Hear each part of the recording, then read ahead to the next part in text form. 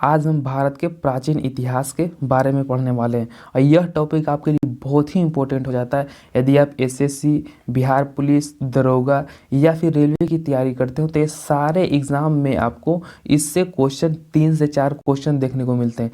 तो यह टॉपिक आपके लिए बहुत ही इंपॉर्टेंट हो जाता है। साथ ही में हम आपको यह भी देखते चलेंगे कि कौन सा क्वेश्चन आपके लिए इम्पोर्टेंट है और कौन से क्वेश्चन को आप छोड़कर भी चल सकते हैं। तो चलिए दोस्तों, वीडियो को स्टार्ट करते हैं। दोस्तों, यदि आप हमारे चैनल पर नए हैं और पहले बार विजिट करें तो चैनल को जरूर सब्सक्राइब कर लीजिए और बेल आइकन को भी दबा दीजिएगा ताकि इसका अगला वीडियो जब भी बनाए तो उसका रेगुलर नोटिफिकेशन आपको मिलता रहे, अपनी तैयारी को और मजबूत करते रहे। और यदि आपने वीडियो को लाइक नहीं किया तो वीडियो को जरूर लाइक कर दें। तो चलिए दोस्तों, चलते हैं प्राचीन इतिहास के बारे में जानते हैं। इससे पहले आपको भारत के इतिहास के बारे में जानना होगा। तो चलिए, इससे भी आपको क्वेश्चन पूछे जाते हैं कि भारत के इतिहास में आपको पूछा जाता है कि हिंद किसने कहा, हिंदू किसने कहा है, या फिर इंडियन का शब्द भारत के लिए किसने उपयोग किया। ये सारे क्वेश्चन आपको इससे क्लियर हो जाएंगे। तो चलिए देखते हैं। उत्तर में हिमालय से लेकर दक्षिण समुद्र तक फैला यह उप महाद्वीप भारतवर्ष के नाम से ज्ञात है, जिसे महाकाव्यों एवं पुराणों में भारतवर्ष कहा अर्थात भारतों का देश कहा जाता है। चलिए, यहाँ के निवासियों को भारतीय अर्थात भरत की संतान कहा जाता है। इसे भी आप जरूर याद रखिएगा। भरत एक प्राचीन कबीले का नाम था। इसे भी याद रखिएगा कि भरत जो था एक प्राचीन कबीले का नाम था। और प्राचीन भारतीय अपने देश को जिबूती अर्थात जम्बू वृक्षों के द्वीप कहते थे। प्राचीन ईरानी इसे सिंधु नदी के नाम से जोड़ते थे, जिसे वे सिंधु ना कहकर हिंदू कहते थे। यानी आपको ईरानी लोग हैं जो भारतवर्ष को हिंदू कहकर पुकारते थे। यही नाम फिर पूरे पश्चिम में फैल गया और पूरे देश को इसी नदी के नाम से जाने लगा। और यूनानी ने इसे इंदे कहा, और ईरानी ने इसे हिंदू कहा था, और अरबी ने इसे हिंद कहते थे। चलिए नेक्स्ट देख लेते हैं। मध्यकाल में इस देश को हिंदुस्तान कहा जाना, यानी कि मध्यकाल का जब समय स्टार्ट हुआ था उस समय आपको हिंदुस्तान कहा जाने लगा था। यह शब्द भी फारसी शब्द हिंदू से बना है। यूनानी शब्द इंदे आधार पर अंग्रेजी इसे इंडिया, यानी अंग्रेज जो लोग थे इंदे के आधार पर ही इसे इंडिया कहकर बुलाते थे। और यह क्वेश्चन आपके लिए इम्पोर्टेंट है, यह क्वेश्चन बहुत बार पूछा जाता है। विंध्य और पर्वत श्रृंखला भारत को उत्तर और दक्षिण दो भागों में बांटती है। यह क्वेश्चन आपको बहुत बार पूछा जाता है कि वह कौन सी पर्वत श्रृंखला है जो भारत को दो भागों में बांटती है, उत्तर और दक्षिण की दो भागों में। तो वह कौन सी श्रृंखला, तो वह विंध्य श्रृंखला हो जाएगी। नेक्स्ट देख लेते हैं। उत्तर में इंडो यूरोपियन परिवार की भाषाएं बोलने वाले और दक्षिण में द्रविड़ परिवार की भाषाएं बोलने वाले थे। यानी कि जो आपको उत्तर में है इंडो यूरोपीय परिवार हो जाएंगे और दक्षिण में आपको द्रविड़ परिवार हो जाएंगे। चलिए नेक्स्ट देख लेते हैं। भारत की जनसंख्या का निर्माण जिन प्रमुख नस्लों के लोगों के मिश्रण से हुआ है वे इस प्रकार है। एक प्रोटो ऑस्ट्रेलियाइड हो गया, एगो पोलियो मेटरनियन हो गया, एगो केकासर्ड हो गया, एगो निग्रोइड हो गया, एक मंगोलियाइड हो गया। चलिए नेक्स्ट देख लेते हैं कि भारतीय इतिहास के अध्ययन की सुविधा के लिए 3 भागों में बांटा गया है। एक प्राचीन भारत, एक मध्यकालीन भारत, एक आधुनिक भारत। ये तीनों को हम आपको कवर कराने वाले हैं। तो जिन्होंने अभी तक सब्सक्राइब नहीं किया वो जरूर सब्सक्राइब कर दीजिए और वीडियो को लाइक कर दीजिए। चलिए देखते हैं, चलते हैं आगे। सबसे पहले इतिहास के 3 भागों में बांटने का श्रेय जर्मन इतिहासकार क्रिस्टोफर सेलेरस को जाता है। इसे भी आप निश्चित रूप से याद रखिएगा। चलिए अब चलते हैं प्राचीन भारत की तरफ। इससे आपको भर भर के एग्जाम में क्वेश्चन पूछे जाते हैं, तो यह टॉपिक आपके लिए बहुत ही इंपॉर्टेंट होने वाला है। चलिए, प्राचीन इतिहास भारत के विषय में जानकारी मुख्यतः 4 स्रोतों से प्राप्त होती है। एक आपको धर्म ग्रंथ हो गया, ऐतिहासिक ग्रंथ, विदेशियों का विवरण और पुरातात्विक संबंध साक्ष्य से प्राप्त होते हैं। चलिए चलते हैं आगे। धर्म ग्रंथ एवं ऐतिहासिक ग्रंथ से मिलने वाले महत्वपूर्ण जानकारियाँ। भारत का सर्वप्राचीन धर्म ग्रंथ वेद है। इसे भी आप निश्चित रूप से याद रखिएगा, जिसके संकलनकर्ता महर्षि कृष्ण द्वापर वेद व्यास को माना जाता है, इसे भी याद रखिएगा। और वेद वसुधैव कुंडुकम का उपदेश देता है। भारतीय परंपरा वेदों को नित्य और अपरिहार्य मानती है। वेद 4 है, एक ऋग्वेद हो गया, आयुर्वेद हो गया, सामवेद और अथर्ववेद। ये चारों से आपको हर एक एग्जाम में 1 से 2 क्वेश्चन देखने को मिलते हैं, तो यह यहाँ आपके लिए बहुत ही इंपॉर्टेंट है। और इन चारों को वेदों को क्या, जब चारों वेद को मिलाते हैं तो उसे संहिता कहा जाता है। चलिए नेक्स्ट क्वेश्चन देख लेते हैं। अब ऋग्वेद के बारे में अच्छे से जानेंगे। ऋचाओं को क्रमबद्ध ज्ञान के संग्रह को ऋग्वेद कहा जाता है, तो यह भी जरूर याद रखिएगा कि ऋचाओं के संबंध के क्रमबद्ध ज्ञान को क्या कहता है, तो वेद ऋग्वेद कहा जाता है। इसमें 10 मंडल, ये डिजिट आप जरूर याद रखिएगा, 10 मंडल है, 1028 सूक्तियाँ हो जाएगी, और वाल्मीकि पाठों के 11 सूक्तों सहित एवं 10,462 ऋचाएँ हो जाएगी। इस वेद की रचना पढ़ने वाले ऋषि को होर्त कहा जाता है। इसे आप निश्चित रूप से याद रखिएगा कि ऋग्वेद जो पढ़ते हैं उस ऋषि को होर्त कहा जाता है। इस वेद से आर्यों की राजनीति की प्रणाली की जानकारी मिलती है, यानी कि आर्य की जो जानकारी मिलती है आपको ऋग्वेद से मिलती है। इतिहास एवं ईश्वर की महिमा के बारे में जानकारी भी आपको ऋग्वेद से देखने को मिलती है। यह लाइन है आपके लिए बहुत ही इंपॉर्टेंट है। यदि आप स्टैंडर्ड लेवल के यदि एग्जाम देते हैं तो इसमें यह क्वेश्चन पूछा जाता है कि आर्यों की जानकारी है आपको कौन से वेद से मिलता है, तो वह आपको ऋग्वेद हो गया। चलिए नेक्स्ट देख लेते हैं कि विश्वामित्र द्वारा रचित ऋग्वेद के 3रे मंडल में सूर्य देवता सावित्री को समर्पित प्रसिद्ध गायत्री मंत्र है। यह भी आपके लिए बहुत ही इंपॉर्टेंट है कि विश्वामित्र द्वारा रचित ऋग्वेद में 3रे मंडल में सूर्य देवता सावित्री को समर्पित आपको एक गायत्री मंत्र है।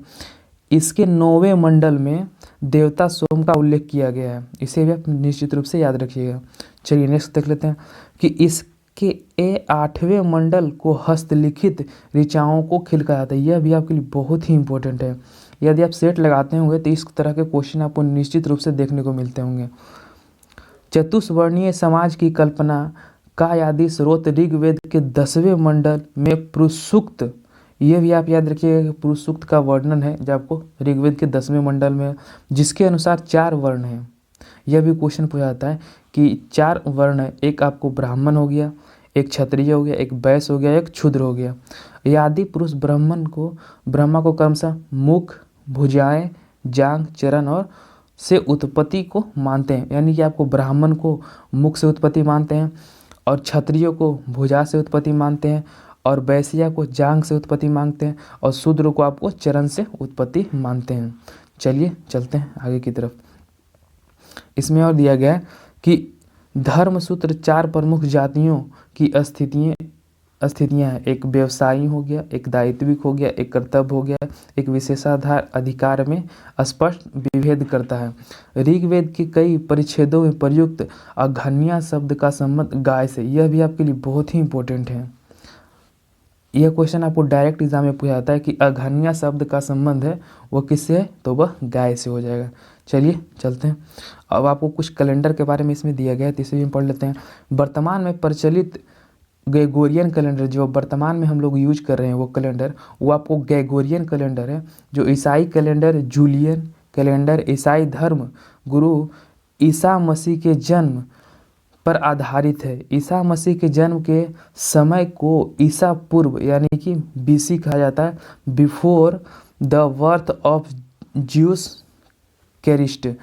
यह भी आप याद रखिएगा कि बीसी का जो फुल फॉर्म होता है वह क्या होता है, before the birth of juicy Christ हो जाएगा। चलिए, ईसा पूर्व में वर्षों की गिनती उल्टी दिशा में होती है, जैसे कि महात्मा बुद्ध का जन्म, आपको आप याद किए होंगे कि महात्मा बुद्ध का जन्म 563 ईसा पूर्व में और मृत्यु 483 ईसा पूर्व में हुआ था। यानी ईसा मसीह के जन्म के 563 वर्ष पूर्व महात्मा बुद्ध का जन्म हुआ और 483 ईसा पूर्व इनकी मृत्यु हो गई थी। चलिए नेक्स्ट देख लेते हैं कि ईसा मसीह का जन्म तिथि से आरंभ हुआ। सनवी सन, यानी कि जब ईसा मसीह का जन्म हुआ था वहाँ से आपको सन भी कहा जाता है। लेकिन जो इनसे जन्म के जो पहले जितने भी आपको तिथियाँ हैं जिससे आपको बीसी कहा जाता है। इसके लिए संक्षिप्त में लिखा गया है। ई को लैटिन भाषा के में एडी कहा जाता है। एडी यानी कि एनो डोमिनी हो गया, इसे भी आप जरूर याद रखिएगा, जिसका शाब्दिक अर्थ होता है in the year of Lord Christ हो जाएगा। नेक्स्ट देख लेते हैं। बिसेंट अर्थ स्मिथ ने प्राचीन भारत का पहला सुव्यवस्थित इतिहास अर्ली हिस्ट्री ऑफ इंडिया 2004 में तैयार किया। इस पुस्तक के एक तिहाई भाग में केवल सिकंदर का आक्रमण का वर्णित है, जिसमें भारत के स्वेच्छारी शासन वाला देश कहा गया है, जिसे ब्रिटिश शासन की स्थापना से पहले कभी राजनीतिक एकता का अनुभव नहीं था। इसमें यही वर्णन किया गया है। चलिए और देख लेते हैं कि उन्होंने लिखा था कि वस्तुतः भारतीय इतिहासकारों का सरोकार शासन के एकमात्र स्वरूप तानाशाही से ही है। चलिए नेक्स्ट देख लेते हैं। और यह भी क्वेश्चन आपके लिए इम्पोर्टेंट रहता है कि वामन अवतार को 3 पगों के आख्यान का प्राचीन स्रोत ऋग्वेद है। इसे भी याद रखिएगा। ऋग्वेद में इंद्रों के लिए आपको 250 और अग्नि के लिए आपको 200 ऋचाओं का रचना किया गया है। प्राचीन इतिहास के साधन के रूप में वैदिक साहित्य में ऋग्वेद के बाद शतपथ ब्राह्मण का स्थान है। इसे आप बहुत ही इम्पोर्टेंट नोट वाला जो है, ऋग्वेद के बाद जो है आपको शतपथ ब्राह्मण का स्थान है। नेक्स्ट देख लेते हैं। अब आयुर्वेद के बारे में जान लेते हैं। स्वर पाठन के लिए मंत्रों वाला बलि के समय अनुपालन के नियमों का संकलन आयुर्वेद में है और इसके पाठनकर्ता को अधर्यु कहा जाता है। और जो ऋग्वेद के जो पाठनकर्ता को होत्र कहा जाता था। आयुर्वेद में यज्ञों के नियम और विधि का संकलन मिलता है और इसमें बलिदान विधि का भी वर्णन किया गया है। और यह वेद गद और पद दोनों में, इसे जरूर नोट डाउन कर लीजिएगा क्योंकि आयुर्वेद है जो एकमात्र एक ऐसा वेद है जो आपको गद और पद दोनों में वर्णित किया गया है। चलिए नेक्स्ट देख लेते हैं। अब साम वेद की ओर चलते हैं। साम का शाब्दिक अर्थ होता है गान।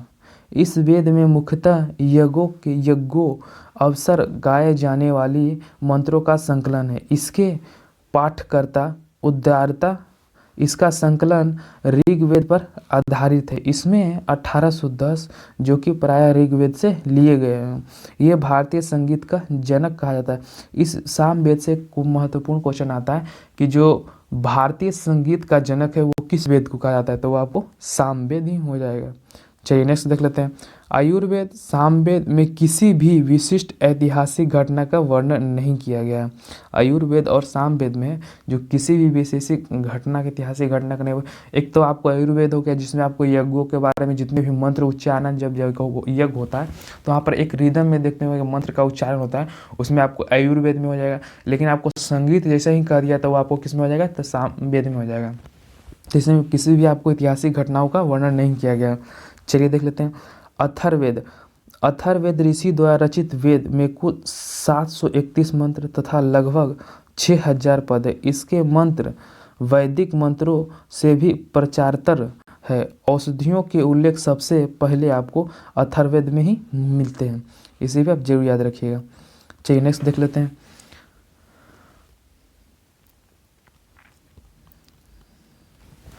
ऐतिहासिक दृष्टि से अथर्ववेद का महत्व इस बात से है कि इसमें सामान्य मनुष्यों के विचार, अंधविश्वास का विवरण मिलता है। इसे भी आप याद रखिएगा कि अंधविश्वास का जो वर्णन है आपको अथर्ववेद में किया गया है। पृथ्वी सूक्त अथर्ववेद का प्रतिनिधित्व सूक्त माना जाता है। इसमें मानव जीवन के सभी पक्षों, गृह निर्माण, कृषि उन्नति, व्यापार मार्गों का गहन खोज, रोग निवारण, समन्वय, विवाह प्रणाली, गीत, राजभक्ति, राजा का चुनाव, बहुत ही वनस्पति एवं औषधियों, सप, वशीकरण, मातृभूमि, महामाया आदि का विवरण दिया गया है। कुछ मंत्रों में जादू टोना का वर्णन है। यह पूछा जाता है कि जादू टोना का वर्णन है वो किस वेद में किया गया था, आपको अथर्ववेद में किया गया है। चलिए नेक्स्ट देख लेते हैं कि अथर्ववेद में परीक्षित में को कुरुओं का राजा कहा गया है तथा कुरु देश की समृद्धि का अच्छा चित्रण मिलता है। इसमें सभा एवं समिति प्रजापति की दो पुत्री को कहा जाता है। यह भी क्वेश्चन आपके लिए इम्पोर्टेंट है। वेदों की कोई शाखाएं जो कि वैदिक अध्ययन और व्याख्या से जुड़ी है विभिन्न दृष्टिकोण का प्रतिनिधित्व करती है। साकल शाखा जो आपको जुड़ी है एकमात्र जीवित शाखा है। यह क्वेश्चन आपको हाल ही में एक बिहार में एग्ज़ाम हुआ था, उसमें पूछा गया था कि जो जीवित शाखा का वह कौन सी शाखा है जो ऋग्वेद की एक जीवित शाखा है, तो आपको साकल शाखा हो जाएगी। चलिए देखते हैं। आयुर्वेद को शुल्क आयुर्वेद और कृष्ण आयुर्वेद को दो शाखाओं में आपको बांटा गया है। नेक्स्ट देख लेते हैं कि मदीन और कानव्य शुल्क आयुर्वेद तथा वजयसेन साहित्य की शाखा है। कृष्ण आयुर्वेद से जुड़ी शाखाएं आपको काटक हो जाएगा और कनिष्ठियल मैत्रियानी और तैतरेय कैमुथ और रनीय और जैमिनीय या तलवाकार सामवेद की शाखाएं हैं। अथर्ववेद की शाखाएं शौनक और पेम्पलाद हैं। यह क्वेश्चन भी आप याद रखिएगा कि अथर्ववेद की दो शाखाएं, एक शाखाएं शौनक एक पेम्पलाद है जो आपको अथर्ववेद की शाखाएं हैं। और सबसे प्राचीन वेद आपको ऋग्वेद हो जाएगा और सबसे बाद का वेद कहेगा तो आपको अथर्ववेद होता है। यह भी क्वेश्चन आपको पूछा जाता है कि सबसे प्राचीन वेदों में सबसे प्राचीन वेद आपको कौन हो जाएगा, तो वह ऋग्वेद। और बाद का वेद यानी कि अब सबसे नया वेद कह दिया या फिर सबसे बाद का वेद कह दिया तो आपको अथर्ववेद हो जाएगा। चलिए कुछ और जान लेते हैं कि ब्राह्मण, अरण्य और उपनिषद के बारे में जानते हैं कि साहित्य के पश्चात ब्राह्मणों, अरण्यों और उपनिषदों का स्थान है। इनसे उत्तर वैदिक कालीन समाज एवं संस्कृति के विषय में जानकारी प्राप्त होती है। और यह क्वेश्चन आपके यहाँ से आपको क्वेश्चन पूछे जाते हैं कि आपको ऋग्वेद में किस ब्राह्मण का ग्रंथ है, तो वहाँ से पूछा जाएगा तो आपको कि ऐत्रेय या फिर कौशिकी है, वो आपको किस वेद से संबंधित है या फिर किस ब्राह्मण वेद का यह ग्रंथ है, तो वो कौन सा कहा जाएगा। आपको यहाँ से पूछा जाएगा कि ऐत्रेय कौशिकी, तो आपको वहाँ ऋग्वेद मानना होगा। और तैतरेय शतपथ क्या हो जाएगा, तो आपको आयुर्वेद हो जाएगा। और पंचविंश जैसी कह दिया तो आपको क्या हो जाएगा, सामवेद हो जाएगा। और गोपथ कह दिया तो आपको अथर्ववेद होता है। यह इससे इस टॉपिक से आपको यहीं से आपको क्वेश्चन पूछे जाते हैं। चलिए चलते हैं कि ब्राह्मण ग्रंथ वैदिक साहित्य की व्याख्या करने के लिए गद्य में लिखी गई है, जिसके संहिता के लिए अलग अलग ब्राह्मण ग्रंथ जिसमें सारणी में दिया गया है। चलिए देख लेते हैं। इस ब्राह्मण ग्रंथ में हमें परीक्षित के बाद और बिंबिसार के पूर्व की घटनाओं का ज्ञान प्राप्त होता है। और ऐत्रेय में राज्याभिषेक के नियम एवं यहाँ देखिए ये आपके लिए इम्पोर्टेंट टॉपिक हो जाएगा कि ऐत्रेय में राज्य से अभिषेक और नियम के कुछ प्राचीन राजाओं के नाम दिए गए हैं। और शतपथ में गंधर, सल्क, केकय, कुरु, पंचाल, कौशल, विधि आदि राजाओं का उल्लेख इसमें मिलता है। और यह आपके लिए बहुत ही इंपॉर्टेंट है कि वैदिक साहित्य में ऋग्वेद के बाद आपको शतपथ ब्राह्मण का स्थान आता है। यह आपको बहुत बार एग्जाम में पूछा गया है, इसे आप जरूर याद रखिएगा। चलिए नेक्स्ट क्वेश्चन देखते हैं कि अरण्यक में यज्ञ से जुड़े कर्मकांडों और दार्शनिक और प्रतीकात्मक अभिव्यक्ति है। उपनिषदों की संख्या, यह भी आपको क्वेश्चन पूछा जाता है कि उपनिषदों की संख्या टोटल कितनी है, तो 108 हो जाएगी, जिसमें आपको 13 मूलभूत उपनिषद हैं की श्रेणियों में रखा गया है। इसमें यज्ञ से जुड़े दार्शनिक विचार, शरीर, ब्राह्मण, आत्मा और ब्रह्म की व्याख्या किया गया है। यह भी आपके लिए इम्पोर्टेंट हो जाएगा कि स्त्री की सबसे गिरी हुई स्थिति मैत्री संहिता से प्राप्त होती है, जिसमें जुआ और शराब की भांति स्त्री को पुरुष का तीसरा मुख्य दोष बताया गया है। यह भी क्वेश्चन पूछा जाता है कि स्त्री की सबसे जो गिरी हुई स्थिति है वो किस संहिता में दिखाई गई है, तो आपको मैत्री यानी संहिता हो जाएगी। चलिए नेक्स्ट क्वेश्चन देख लेते हैं। और शतपथ ब्राह्मण में स्त्री को पुरुष का अर्धांगिनी कहा गया। यह भी पॉइंट आप जरूर याद रखिएगा कि अर्धांगिनी आपको शतपथ ब्राह्मण में कहा गया। और जबलो उपनिषद में 4 आश्रमों का उल्लेख है। यह भी क्वेश्चन आपके लिए इम्पोर्टेंट है। स्मृति ग्रंथों में सबसे प्राचीन एवं प्रामाणिक मनुस्मृति मानी जाती है। यह शुंग काल का मानक ग्रंथ है। और नारद स्मृति है, गुप्त युग की विषय की जानकारी इससे प्राप्त होती है। यह क्वेश्चन एक बार पूछा गया था कि शुंग काल का जो मानक ग्रंथ है वो किसे माना जाता है, तो आपको जो मानक ग्रंथ का माना जाता है, आपको मनुस्मृति को ही माना जाता है। चलिए नेक्स्ट क्वेश्चन देखते हैं। मेरा अगला हो जाएगा वेद और सूत्र के बारे में जानेंगे कि वेद को भली भांति समझने के लिए वेदांगों की रचना किया गया। और आपको यह वेदांग है, आपको 6 वेदांग है, इसे भी आप याद रखिएगा। वेदों की संख्या, वेदांगों की संख्या वो 6 हो जाएगा। एक उत्पाद विभाग में एक क्वेश्चन पूछा गया था कि आपको निरुक्त वाला पूछा गया कि निरुक्त है उसका जो अर्थ है वो क्या होता है। तो इसमें अर्थ ही करके दिया रहता है कि शिक्षा का अर्थ क्या होता है। वेदों में यदि शिक्षा दिया हुआ है तो उसका अर्थ क्या है, तो शुद्ध उच्चारण शास्त्र हो जाएगा। और कल्प का अर्थ हो जाएगा कर्मकांडीय विधि हो जाएगा। और निरुक्त का अर्थ हो जाएगा शब्दों की व्युत्पत्ति का शास्त्र को कहा जाता है। और वर्ण का जो हो जाएगा छंद, व्याकरण, छंद और ज्योतिष, ये 3 और वेदांग हो जाएंगे। तो चलिए दोस्तों, चलिए चलते हैं नेक्स्ट की तरफ। तो चलिए दोस्तों, जिन्होंने अभी तक हमारे चैनल को सब्सक्राइब नहीं किया वो ज़रूर सब्सक्राइब कर लीजिए, क्योंकि इस तरह से यह वीडियो है जो आपको एक रिवीजन के पर्पज से बनाया जाए। यदि आप कम समय में अधिक रिवीजन करना चाहते हैं तो आप निश्चित रूप से ज़रूर इसे रिवीजन कर सकते हैं, क्योंकि यदि आप खुद से पढ़ते हैं तो आपको कहीं पे कोई दिक्कत हो जाता है। हम आपको यह भी बताते चल रहे हैं कि आपको कौन सा क्वेश्चन है जो आपके लिए इम्पोर्टेंट है, कौन से क्वेश्चन को आप स्किप करके भी चल सकते हैं, क्योंकि उसमें से बहुत सारे क्वेश्चन दिए गए। लेकिन आपको खुद से पता यदि ये हो जाएगा कि यह क्वेश्चन हमारे लिए इम्पोर्टेंट है, यह क्वेश्चन को हम छोड़कर भी चल सकते हैं। तो यह वीडियो को बहुत ही इम्पोर्टेंट होने वाला है, जिसमें आपको यह भी बताएंगे कि आपको बहुत ही महत्वपूर्ण क्वेश्चन है जो आपको एग्जाम में बार बार रिपीट होते हैं, या फिर ये इस क्वेश्चन को आप छोड़कर भी चल सकते हैं। तो चलिए दोस्तों, जिन्होंने अभी तक हमारे चैनल को सब्सक्राइब नहीं किया वो जरूर सब्सक्राइब कर लीजिए और बेल आइकन को दबा दीजिए, ताकि आपका इसका रिलेटेड नोटिफिकेशन अगला वीडियो को आपको मिलता रहे। और साथ ही आपको बताना चाहते हैं कि इसका यदि आप PDF लेना चाहते हैं तो आप हमारे टेलीग्राम से जुड़ जाइए, वहाँ पर आपको इसका PDF प्रोवाइड कर देंगे। चलिए चलते हैं कि वैदिक साहित्य और अक्षुण्य बनाए रखने के लिए सूत्र साहित्य का प्रण किया गया है।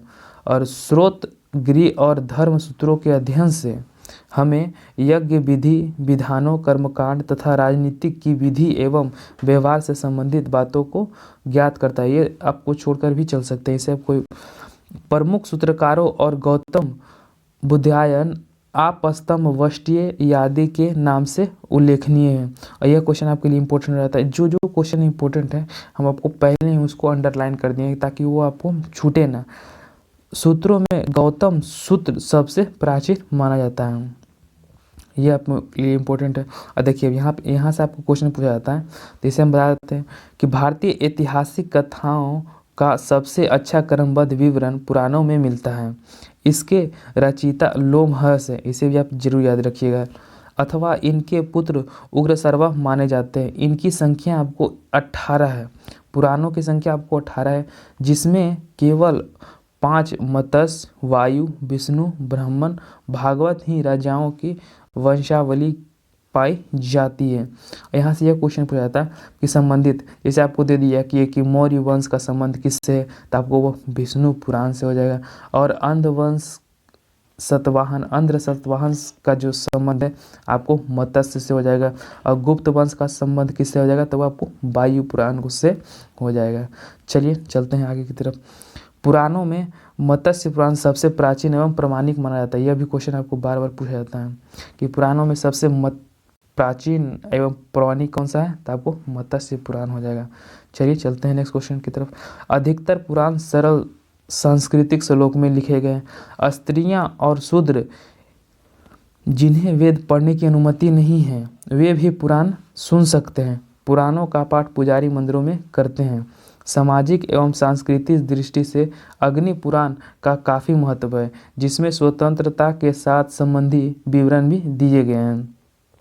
चलिए यहाँ से आप देख लेते हैं। यहाँ से क्वेश्चन आपको पूछे जाते हैं कि जातक में बुद्ध जन्म की कहानी का वर्णन है।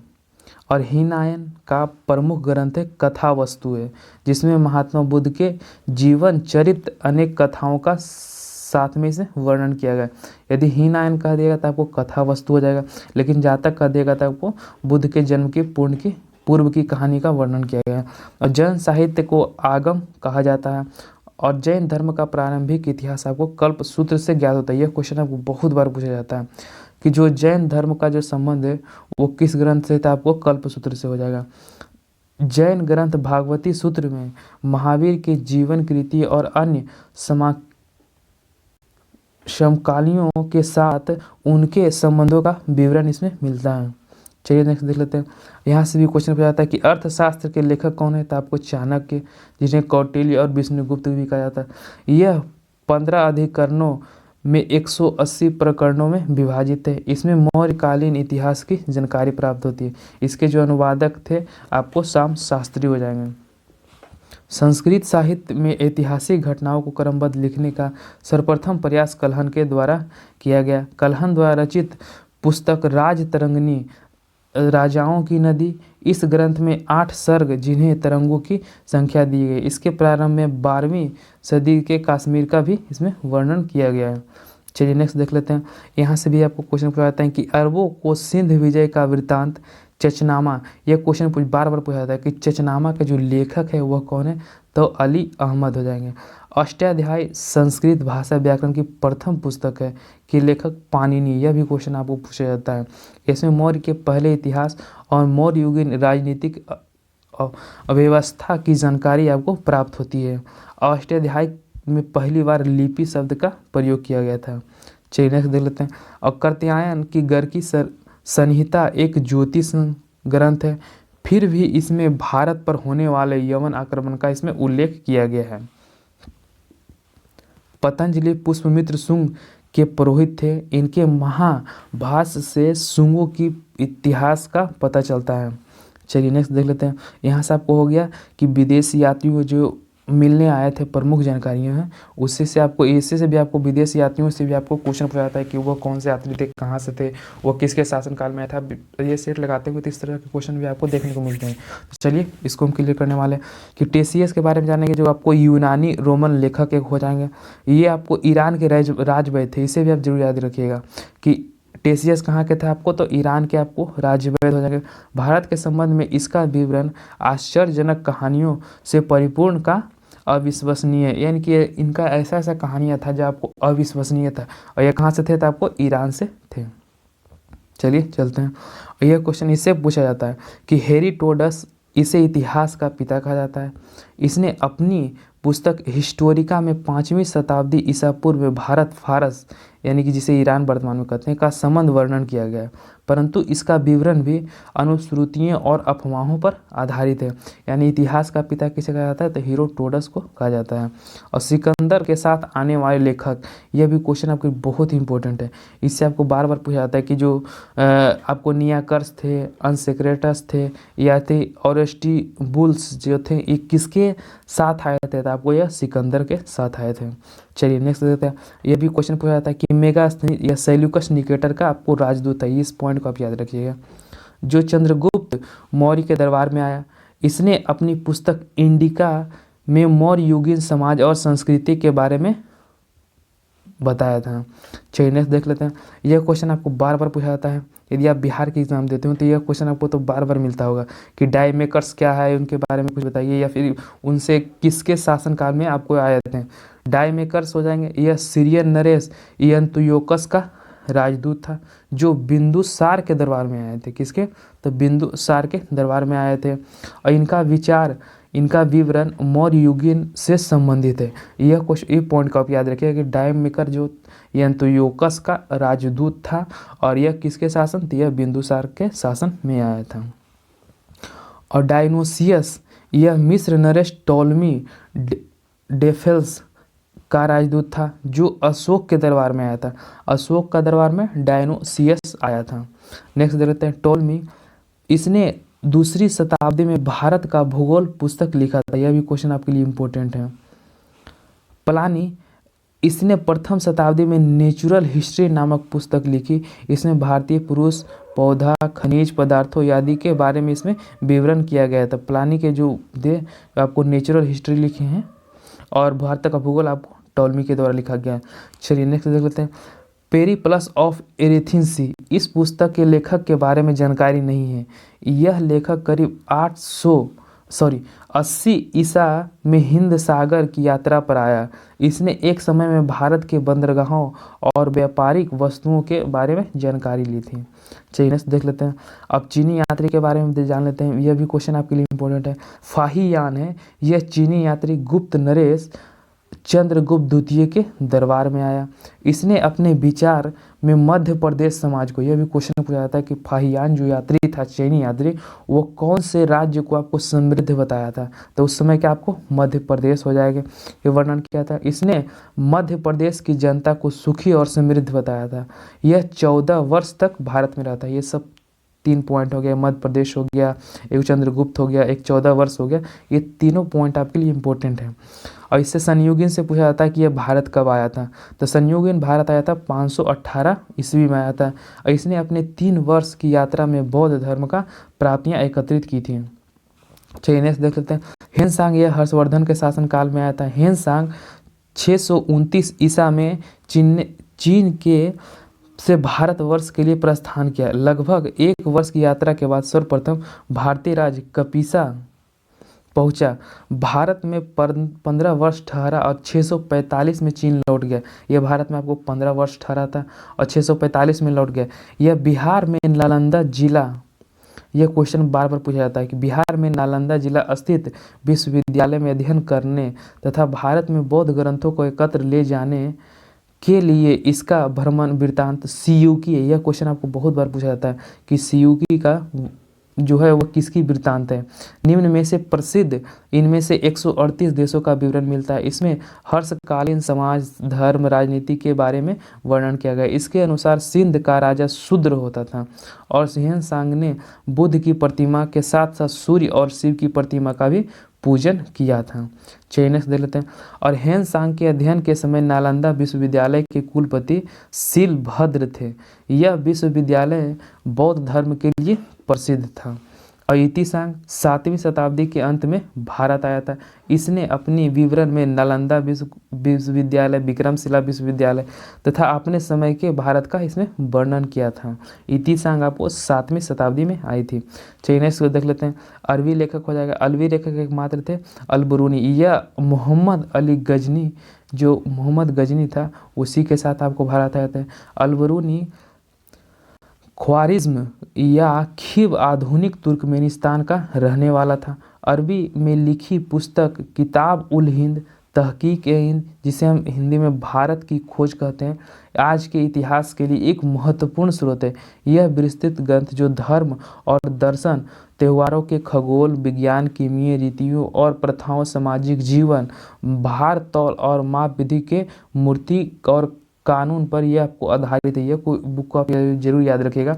किताब उल हिंद है जो आपको लिखी गई है अल-बरूनी के द्वारा, जिसे हिंदी में आपको भारत की खोज भी देकर कह सकता है कि भारत की खोज पुस्तक वह किसके द्वारा लिखी गई है। तो चलिए चलते हैं आगे की तरफ। यदि विषयों के आधार पर अरसी अध्यायों में विभाजित है। इसमें राजपूत कालीन समाज, धर्म, रीति रिवाज या राजनीति का सुंदरता पर इसमें प्रकाश डाला गया है। इब्न बतूता इसके द्वारा अरबी भाषा में लिखी गई एक वृत्तांत है जिसे रेहला कहा जाता है। यह भी आपको क्वेश्चन पूछा जाता है कि रेहला जो वृत्तांत है वो किसके द्वारा लिखा गया था, आपको इब्न बतूता के द्वारा लिखा गया।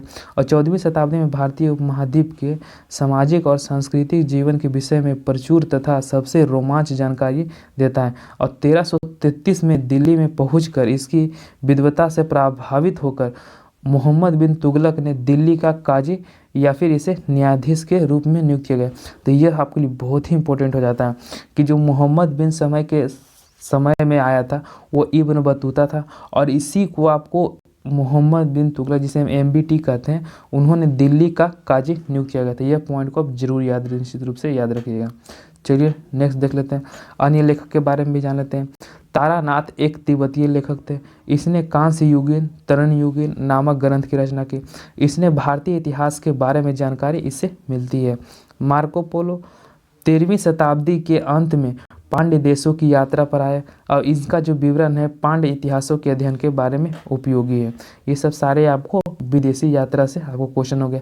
इतना यदि आप कंप्लीट कर लेते तो निश्चित रूप से आपको विदेशी से जितने भी क्वेश्चन हैं आपको नहीं छूटेंगे।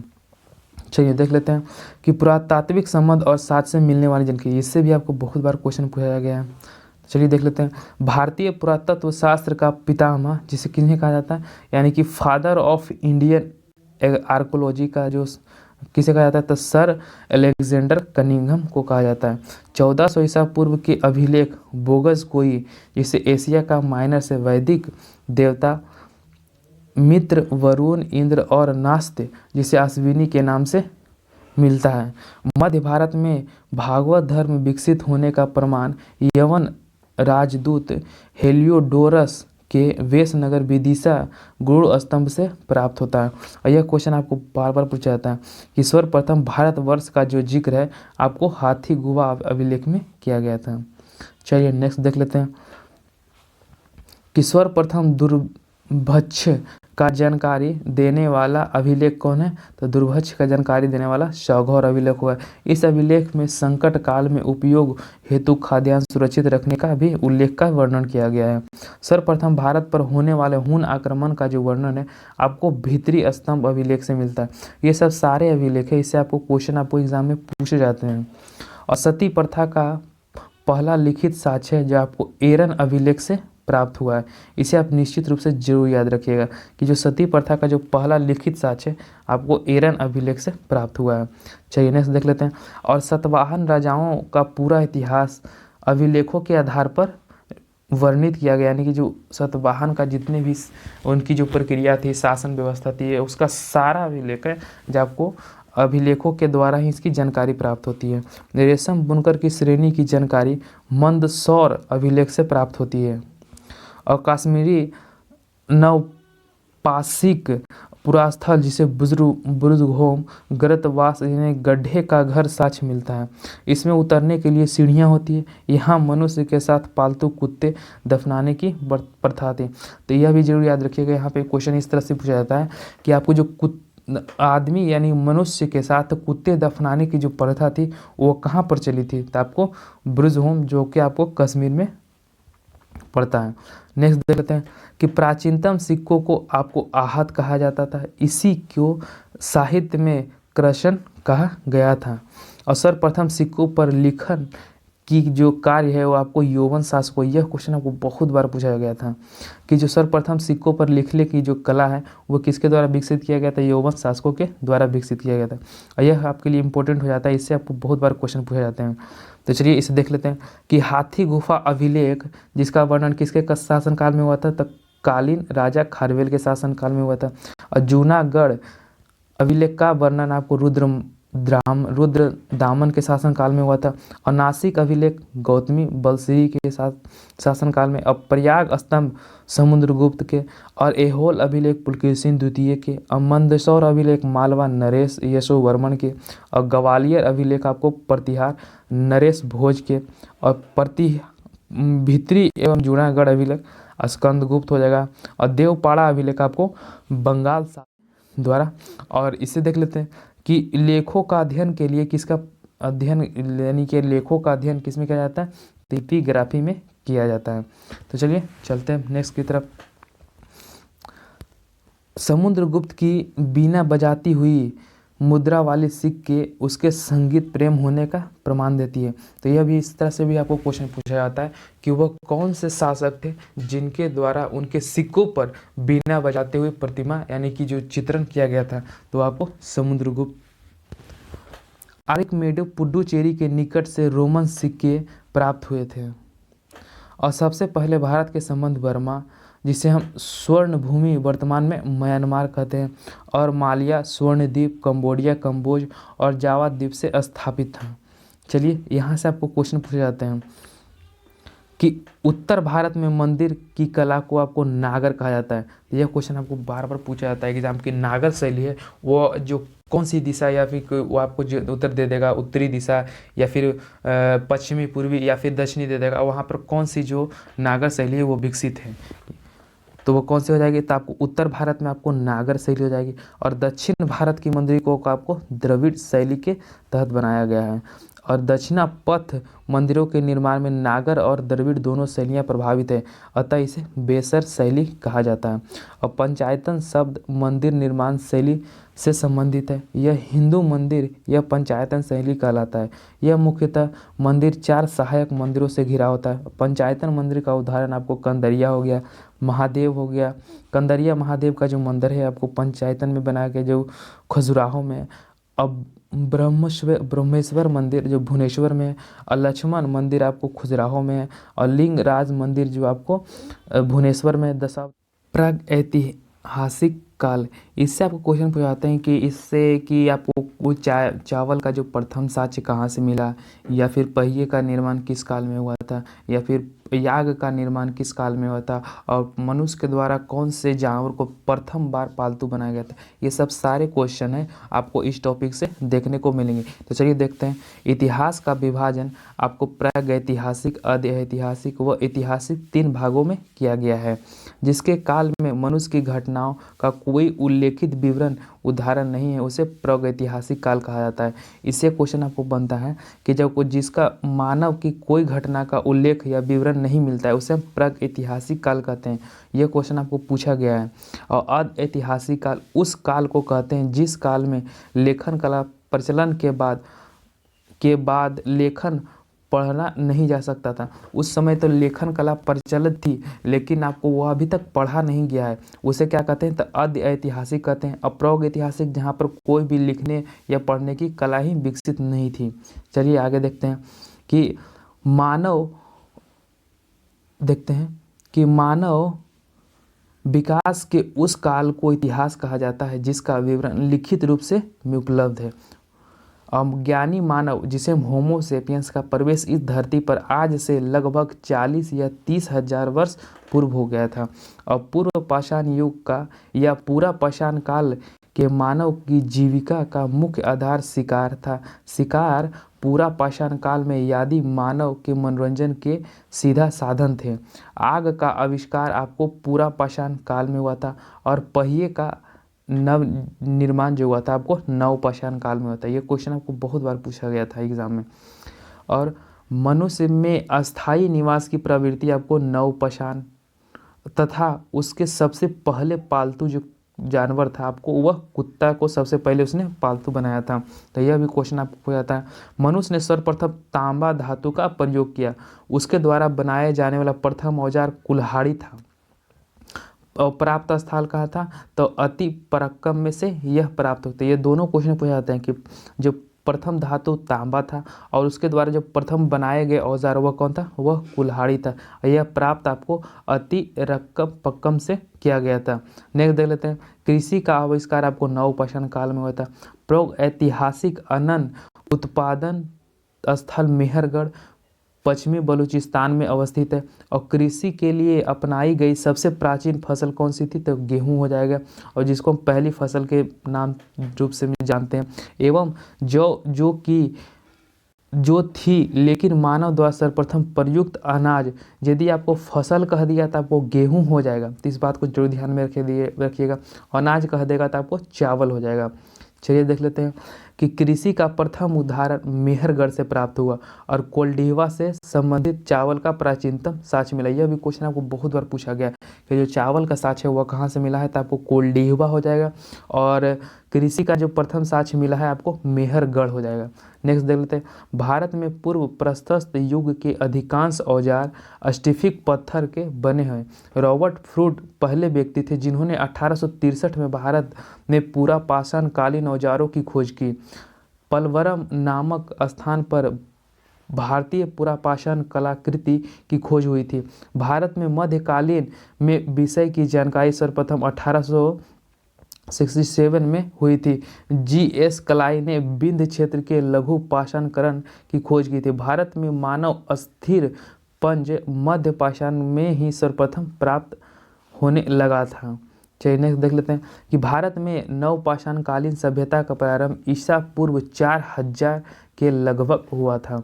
चलिए आगे चलते हैं। भारत का सबसे प्राचीन नगर मोहनजोदड़ो था, सिंध भाषा में, जिसका अर्थ मृतकों का टीला होता था। इसे भी आप जरूर याद रखिएगा। असम का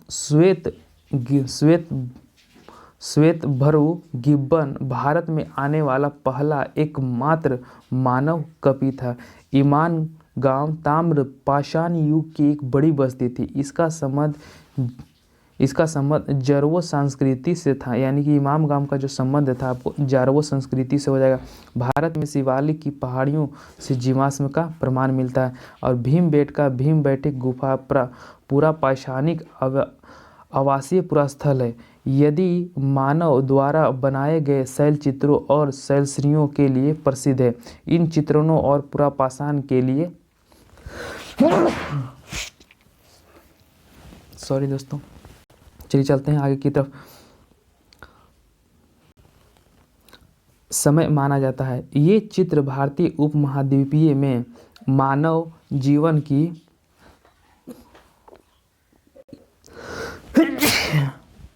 है। यह मध्य प्रदेश की रायसीना जिले में स्थित है। इसकी खोज 1957 से 1958 में डॉक्टर विष्णु श्रीधर वाकरन द्वारा की गई। भीमबेटका क्षेत्र में भारतीय सर्वेक्षण भोपाल मंडल के अगस्त 1990 में राष्ट्रीय महत्व का स्थल घोषित कर दिया गया था। इसके बाद जुलाई 2003 में यूनेस्को में से विश्व धरोहर स्थल में इसे घोषित कर दिया गया था। भारत में मनुष्य संबंधी सबसे पहला प्रमाणिक नदी कौन सा है? तो आपको नर्मदा घाटी हो जाएगा। यह क्वेश्चन आपके लिए बहुत ही इंपॉर्टेंट है कि जो मानव का जब भारत में पहला साक्ष्य मिला था आपको नर्मदा घाटी के पास ही मिला था। नेक्स्ट देख लेते हैं कि भारतीय नागरिक सेवा के अधिकारी रिजले प्रथम व्यक्ति थे जिन्होंने प्रथम बार वैज्ञानिक आधार पर भारत की जनसंख्या का प्रजातीय विभेदन किया था। किसके द्वारा? तो यह रिजले के द्वारा किया गया था। तो चलिए अब चलते हैं, सबसे हमारा महत्वपूर्ण टॉपिक हो जाता है आपको सिंधु सभ्यता हो जाता है। आप किसी भी एग्जाम की तैयारी करते हो इसमें आपको 1 से 2 क्वेश्चन आपको हर एक एग्जाम में इसे देखने को मिलते हैं। तो यह टॉपिक आपके लिए बहुत ही महत्वपूर्ण होने वाला है। तो चलिए दोस्तों, जिन्होंने अभी तक चैनल को हमारे सब्सक्राइब नहीं किया वो जरूर सब्सक्राइब कर लीजिए और बेल आइकन को दबा दीजिएगा ताकि इसका अगला वीडियो जब भी बनाए तो उसका रेगुलर नोटिफिकेशन आपको मिलता रहे और अपनी तैयारी को और मजबूत करते रहे। जिन्होंने अभी तक वीडियो को लाइक नहीं किया वो जरूर लाइक कर दीजिएगा, क्योंकि इस तरह का वीडियो का यदि आप देखते हैं तो कम समय में आपको अधिक रिविजन हो जाएगा।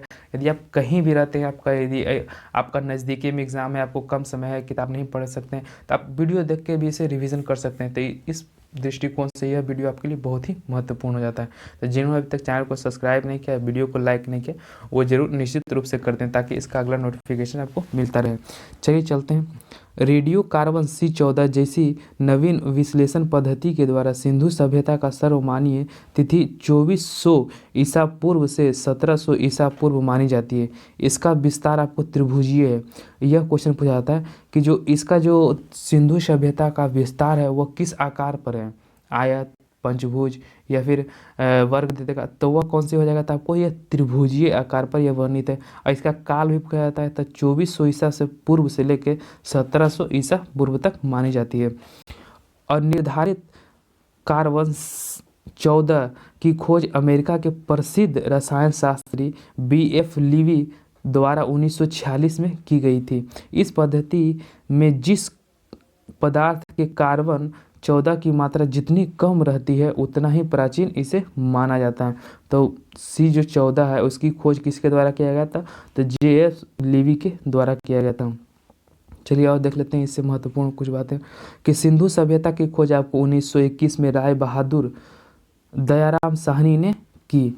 सिंधु सभ्यता को अर्ध ऐतिहासिक, जिसे हम प्रो हिस्टोरियाइड कहते हैं, जिसे हम हिंदी में अर्ध ऐतिहासिक अथवा कांस्य युगीन कहा जाता है। इस सभ्यता को मनुष्य निवासी द्रविड़ और भूमध्य सागरीय थे। इसके जो निवासी थे आपको द्रविड़ भी थे और भूमध्य थे। इसे आप जरूर याद रखें कि इसे कांस्य सभ्यता भी कहा जाता है और अर्ध ऐतिहासिक भी कहा जाता है। और सर जॉन मार्शल भारतीय पुरातत्व सर्वेक्षण विभाग के तत्कालीन महानिदेशक थे। 1924 में सिंधु सभ्यता नामक एक उन्नति नगरीय सभ्यता पाए जाने की विधित घोषणा कर दी थी। और सिंधु सभ्यता सर्वाधिक पश्चिमी पुरास्थल दार्शनिक नदी के किनारे स्थित सुत्कांडोर बलूचिस्तान। इसमें आपको सिंधु सभ्यता का जो चौहद्दी दिया गया, यानी कि जो पश्चिमी में आपको जो कौन था तो दार्शनिक नदी के किनारे आपको सुत्कंडोर जो बलूचिस्तान में पड़ता है। और पूर्वी स्थल कौन था तो आपको हिंडन नदी के किनारे आलमगीर हो जाएगा और जिला आपको मेरठ उत्तर प्रदेश में पड़ता है। और उत्तरी जो स्थल था वह चिनाब नदी के तट पर अखनूर के निकट मादा जो को जम्मू कश्मीर में। और दक्षिणी स्थल जो सबसे इसका दक्षिणतम स्थल था वो आपको गोदावरी नदी के तट पर दाइमाबाद जिला जो अहमदनगर महाराष्ट्र में भी स्थित हो जाएगा। ये सब सारे क्वेश्चन आपको पूछे जाते हैं कि वो सिंधु सभ्यता का जो सबसे पश्चिमतम जो स्थल है वो कौन सा है, या सबसे पूर्व में स्थित कौन सा है, या पश्चिम दक्षिण जो भी हो, ये क्वेश्चन आपको एग्जाम में पूछे जाते हैं, इसे आप जरूर याद रखिएगा। और सिंधु सभ्यता या सैंधव सभ्यता नगरीय सभ्यता थी, कैसी, तो आपको नगरीय हो जाएगी। और सैंधव सभ्यता से परिकप अथवा वाले स्थलों में केवल 6 को ही सबसे बड़ा नगर की संज्ञा दी जाती थी। एक मोहनजोदड़ो हो गया, एक हड़प्पा हो गया, एगो गनवा विरीवाला हो जाएगा, एक राखीगढ़ी हो जाएगा, एक धौला वीरा, एक काली बंगन हो जाएगी। चलिए चलते हैं नेक्स्ट की तरफ चलते हैं कि धौला वीरा भारत में सिंधु सभ्यता की पहली साइट है जिसमें यूनेस्को ने 2021 में विश्व विरासत स्थल की सूची में शामिल कर दिया गया। चलिए नेक्स्ट चलते हैं। स्वतंत्रता प्राप्ति पश्चात हड़प्पा संस्कृति का सर्वाधिक स्थल गुजरात में खोजा गया है।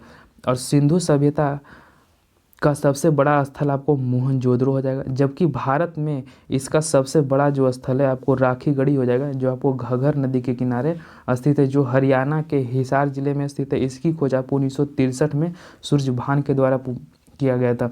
तो इससे यह क्वेश्चन बनता है कि जो राखीगढ़ी है वो किस नदी के किनारे है और किस राज्य में स्थित है, यह क्वेश्चन आपको पूछे जाते हैं।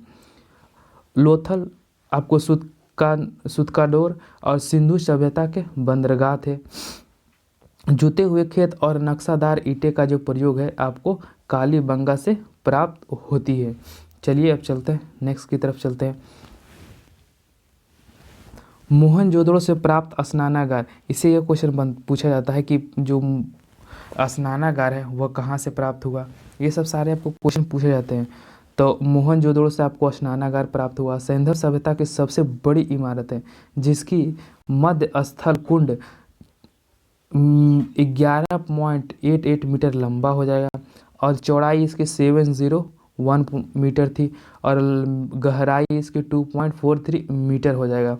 और अग्निकुंड लोथल एवं कालीबंगा दोनों से प्राप्त हुआ है। अब मोहनजोदड़ो से प्राप्त एक सील पर 3 मुखों वाला देवता जौन कौन था, एक पशुपति नाथ की मूर्ति प्राप्त होती है। इनके चारों ओर हाथी, गेंडा, चीता और भैंस। ये क्वेश्चन आपके लिए इम्पोर्टेंट है। इससे क्वेश्चन बनता है कि पूछा भी जाता है कि मोहनजोदड़ो से जो प्राप्त जो पशुपति नाथ की जो मूर्ति थी उस पर कौन से जानवर का वर्णन नहीं किया गया है, लेकिन वर्णन कौन सा जानवर था, तो एक हाथी हो जाएगा, गेंडा, चीता और भैंस का इसमें वर्णन किया गया, बाकी को नहीं किया गया। इसे आप जरूर याद रखिएगा। मोहनजोदड़ो में नर्तकी का एक कांस्य मूर्ति भी इसी से प्राप्त हुआ था। चलिए नेक्स्ट देख लेते हैं।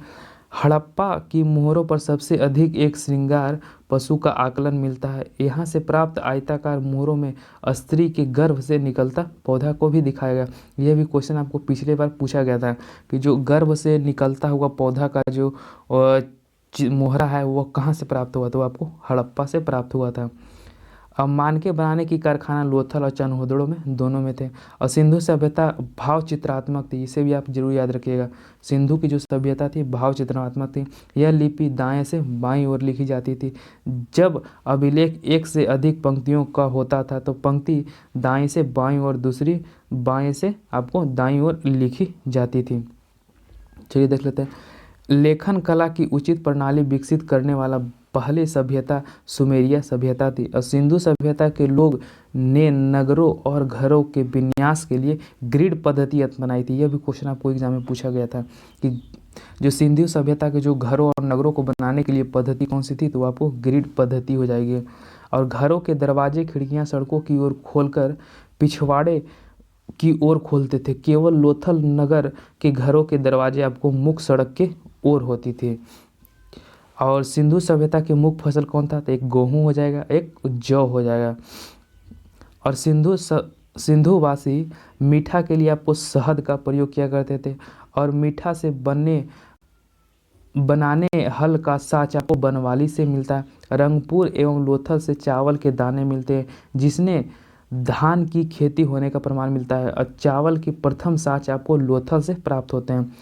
और सुरकोतदा कालीबंगा लोथल से सैंधव घोड़े के अस्थिर पंज भी मिले हैं। और तौल की इकाई की जो संभवतः प्रणाली थी आपको 16 अनुपात में दिया जाता था। तो यह भी आपके लिए बहुत ही इंपॉर्टेंट है, इसे जो याद रखिए कि तौल की प्रणाली थी किस अनुपात में थी, तो वह आपको 16 के अनुपात में हो जाएगी। और सिंधु सभ्यता के लोग यातायात के लिए 2 पहियों एवं 4 पहियों बैलगाड़ी भैंस का उपयोग करते थे। अब मेसोपोटामिया के अभिलेख में वर्णित मेहुला शब्द का प्रयोग सिंधु सभ्यता से है। और सैंधव हड़प्पा संस्कृति के शासन वर्णन के में आपको हाथी का भी इसमें वर्णन किया गया है। चलिए चलते हैं नेक्स्ट की तरफ चलते हैं।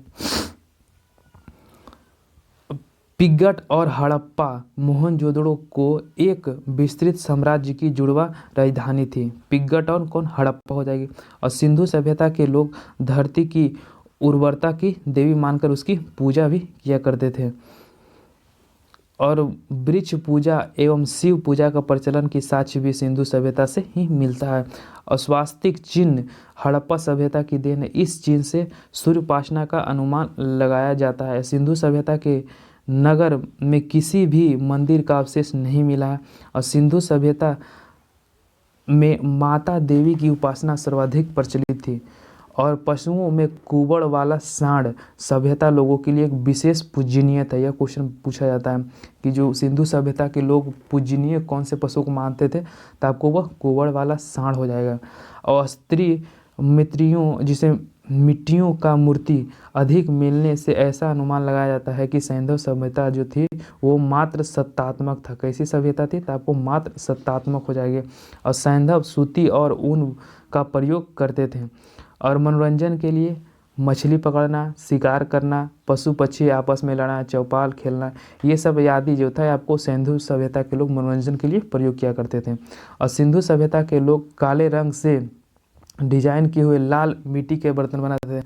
ये क्वेश्चन आपको बहुत ही कन्फ्यूजन पैदा करता है। यह क्वेश्चन आपको पूछा भी जाता है कि सिंधु सभ्यता के लोग काले रंग क्या थे, तो काले रंग से डिजाइन किए हुए लाल मिट्टी के बर्तन पर बनाते थे। यानी कि बर्तन आपको जो होता था वो आपको लाल होता था और जो डिजाइन किया जाता था वो आपको काले रंग से किए जाते थे। सिंधु घाटी के लोग तलवार से परिचित नहीं थे। और देख लेते हैं कि कालीबंगा एकमात्र हड़प्पाकालीन स्थल था जिसका निचली शहर सामान्य लोगों के रहने के हेतु था भी किले से घिरा हुआ था। यानी कि जो किला था वो पूरा तरीके से आपको घिरा हुआ था। और कालीबंगा का अर्थ है काली चूड़ियाँ। यहाँ से पूर्व हड़प्पा अस्त्रों की खेत जोत यानी अग्नि पूजन का प्रथम प्रमाण यहीं से मिलता है। और पर्दा प्रथा एवं वैश्यावृत्ति सैंधव सभ्यता में प्रचलित थी। उस समय भी आपको वैश्यावृत्ति और पर्दा प्रथा देखने को मिलता था। और शवों के जलाने एवं गाड़ने दोनों प्रचलित थी। और हड़प्पा में शवों को दफनाने जबकि मोहनजोदड़ो में जलाने की प्रथा आपको विद्यमान थी। लोथल और कालीबंगा में युग समाधि मिली। सैंधव सभ्यता के विनाश का सबसे जो बड़ा कारण माना जाता है वो आपको बाढ़ को ही माना जाता है। तो चलिए देखते हैं। आग की पकी हुई मिट्टी को टेराकोटा कहा जाता है। यह क्वेश्चन आपके लिए बहुत ही इंपॉर्टेंट है। आग की जो पकी हुई मिट्टी होती है उसे कहा जाता था, उसे टेराकोटा कहा जाता था। अब चलते हैं, इससे भी आपको बहुत बार क्वेश्चन पूछा जाता है। इससे सबसे अधिक बार यह क्वेश्चन पूछा जाता है कि वो कौन सी नदी है, वो किसके किनारे बसी हुई है और इसका खोज है कहाँ, यह किसके द्वारा इसकी खोज किया गया है। तो चलिए सारे को हम इसमें कवर करने वाले हैं। चलिए देखते हैं कि हड़प्पा जो स्थल है वो किस नदी के किनारे हो जाएगा। तो आपको सबसे पहले नदी के किनारे देख लेते हैं, नहीं तो बार बार यदि एक ही बार सबको देख लिए तो आपको ज़्यादा कन्फ्यूजन हो जाएगा। तो सबसे पहले नदी को देख लेते हैं, फिर वो कौन सा राज्य में है और किसने उसकी खोज की थी। चलिए उसे देख लेते हैं। हड़प्पा है आपको रावी नदी के किनारे हो जाएगा। और मोहनजोदड़ो है जो आपको सिंधु नदी के किनारे हो जाएगा। और चनहुदड़ो है जो आपको सिंधु नदी के किनारे हो जाएगा। और कोट दीजिए वो आपको भी सिंधु नदी के किनारे हो जाएगा। यानी कि 3 जो स्थल है आपको सिंधु नदी के किनारे हो जाएगा। एक तो आपको लास्ट में आपको दड़ो मिलेगा, एक दड़ो हो गया, चनहुदड़ो, एक मोहनजोदड़ो हो गया। ये आपको दड़ो और जी है। यानी कि इससे आप एक ट्रिक से भी याद रख सकते हैं कि दौड़ो जी सिंधु, यानी कि दौड़ो जी कहाँ है, तो आपको सिंधु नदी के किनारे बसा है। और कालीबंगा है वो आपको घग्गर नदी के किनारे बसी है। और कोटदीजी भी आपको दौड़ो जी ये वाला हो गया आपको सिंधु नदी के किनारे। और रंगपुर कहाँ है, तो आपको मादर नदी के किनारे है। और रोपड़ हो गया, रोपड़ को आप इस तरह से याद रखिएगा कि किसी भी चीज़ को यदि आप रोपते हैं तो कहाँ पर रोपते हैं, तो आपको सतह पर रोपते हैं। तो रोपड़ कहाँ, तो आपको सतह यानी कि सतलज हो जाएगा। और लोथल क्या हो जाएगा, तो लोथल आपको भोगवा हो गया। तो लोथल से आप इसे कैसे रिलेट करेंगे, क्योंकि ये लोथ आदमी क्या होता है, यदि आप पिछले पिछले जन्म में कोई बुरा कर्म किया होगा तो वह क्या होता है, तो लोथ होता है। तो लोथ मतलब कि जो कोई काम करता नहीं, सिर्फ बैठा रहता है, मतलब कि सबसे आलसी आदमी, सबसे दुनिया का सबसे आलसी आदमी, उसी को कहते हैं। तो वो क्या करता है, तो अपना जीवन को भोग रहा है। तो इसी लोथल क्या हो गया, तो आपको भोगवा नदी हो गया। और आलमगीर, आलमगीर कौन सा नदी के किनारे बसा है, तो हिंडन नदी। इसे कैसे आप रिलेट करके याद रखिएगा कि जो अलमारी होती है उसमें किसी भी आप चीज़ को क्या करते हैं, तो छुपा के रखते हैं। तो हिंडन मतलब क्या होता है, हाइड मतलब छुपाना है। तो हिंडन उसी का एक वर्ब फॉर्म होता है। तो आलमगीर किस नदी के, तो हिंडन नदी के किनारे हो जाएगा। और सुतकैंडोर हो गया, तो क्या, इसे डोर से आप याद रखिएगा, डोर पर, यानी कि डोर मतलब दरवाज़ा, दरवाज़ा पर क्या देता है, तो आदमी दस्तक देता है। तो उसे कौन सी नदी हो गई, तो आपको दशक नदी हो जाएगी। अब बनवाली, जो माली होता है वो कैसा, तो आपको माली जब भी देखिएगा तो आपको जो कल फूल देता है वो रंग बिरंगों का देता है, यानी कि माली से रंग गोई नदी हो जाएगा। और धौलावीरा कौन सी नदी का हो जाएगा, तो आपको लूनी नदी हो जाएगा। और सिलो हो जाएगा शादी कौर नदी हो जाएगा। तो चलिए इसे देख लेते हैं। हड़प्पा कहाँ पड़ता है, आपको पंजाब के, पाकिस्तान के पंजाब प्रांत सिहवाल जिले में पड़ता है। मोहनजोदड़ो पाकिस्तान प्रांत के लरकाना जिले में पड़ता है। और सिंध जो चनहुदड़ो है आपको सिंध प्रांत के पाकिस्तान के नवाबशाह जिले में पड़ता है। और यह क्वेश्चन पूछा जाता है कि कालीबंगा है वो भारत के किस राज्य में है, तो आपको यह राजस्थान में हो जाएगा। और कोटदीजी सिंधु प्रांत के खैबर स्थान में हो जाएगा। और रंगपुर कहाँ पड़ता है, तो आपको गुजरात के कठियावाड़ जिले में पड़ता है। रोपड़ कहाँ पड़ता है, तो यह पंजाब के रोपड़ जिला ही एक है, वहाँ पड़ता है। और लोथल कहाँ है, तो ये तो सबको पता है कि यह गुजरात में पड़ता है। लेकिन आलमगीरपुर कहाँ है, तो ये आपको ये उत्तर प्रदेश में हो जाएगा। और सुतकैंडोर कहाँ है, तो आपको पाकिस्तान के मरकाना समुद्री तट के किनारे पड़ता है। और बनवाली कहाँ है, तो आपको हरियाणा के हिसार जिले में। और धौलावीरा गुजरात के कच्छ में पड़ता है। और सोलाह जो है आपको यह बलूचिस्तान में पड़ता है। तो चलिए कुछ इंपॉर्टेंट देख लेते हैं जिसकी खोज वो आपको एग्जाम में पूछा जाता है। तो ये हड़प्पा की खोज आपको दयाराम साहनी के द्वारा किया गया था 1921 में। और माधव स्वरूप बोतस्य के द्वारा भी इसकी खोज 1926 में किया गया था। और मोहनजोदड़ो की खोज है आपको किया गया था रखलदास बनर्जी के द्वारा किया गया था। और चनहुदड़ो की खोज आपको मैक के द्वारा किया गया था। ये सब सारे क्वेश्चन आपको एग्जाम में पूछे जाते हैं। तो चलिए दोस्तों अब चलते हैं नेक्स्ट क्वेश्चन की तरफ। मेरा जो तो चलिए दोस्तों, जिन्होंने अभी तक चैनल को सब्सक्राइब नहीं किया है, वीडियो को लाइक नहीं किया, जरूर निश्चित रूप से लाइक कर दें, ताकि इसका नोटिफिकेशन आपको अगला वीडियो जब भी बनाए तो उसका रेगुलर नोटिफिकेशन मिलता रहे। यदि आप इसका PDF लेना चाहते हैं, क्योंकि हमने आपको पॉइंट आउट कर दिया है कि इसमें आपको कौन सा क्वेश्चन आपको इंपॉर्टेंट है, कौन से क्वेश्चन को आप स्किप करके चल सकते हैं।